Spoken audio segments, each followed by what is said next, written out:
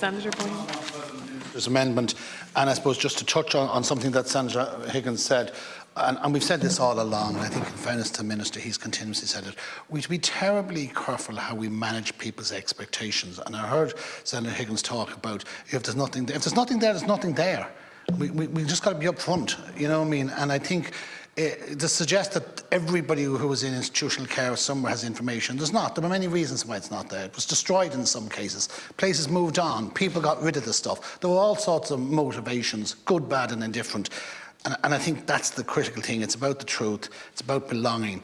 But I think we've to meet it head on, and how the bill is important, but how it's managed, and in fairness to the Minister, he has said this, how we manage this and the genuine expectation that people have. We cannot in any way hype up some expectation and then say there's nothing there, now you need services. Of course people need ongoing support. By the very nature of their experiences, there's a need for ongoing support, counselling services.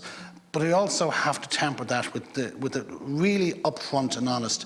In many cases, there is simply nothing there. And I've travelled this journey with so many people, and they have found nothing there.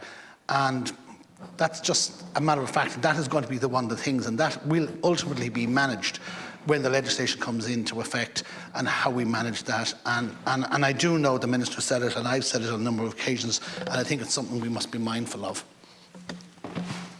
Minister, do you want to address your amendment as well? Thank you. Thanks very much. So Amendment 32 seeks to ensure that in a scenario where a person has applied to a relevant body for birth, early life care or medical information and no records exist, as well as informing the applicant of this fact, which was provided for already under the legislation, the relevant body will also advise the applicant of the right to make an application to the contact preference register and to the tracing service.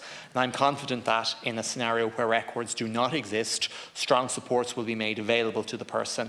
Section 63(1)(b) already provides that the agency and the authority will support a person by helping to identify for them a relevant body that may hold records for them. So that's there already. But what I'm proposing is in addition to that. So Amendment 32 builds on that spectrum of support and ensures that where records are not found, an applicant will be signposted to the other avenues to information provided for under this bill. So I did reflect on what Senator Higgins said when we discussed this previously.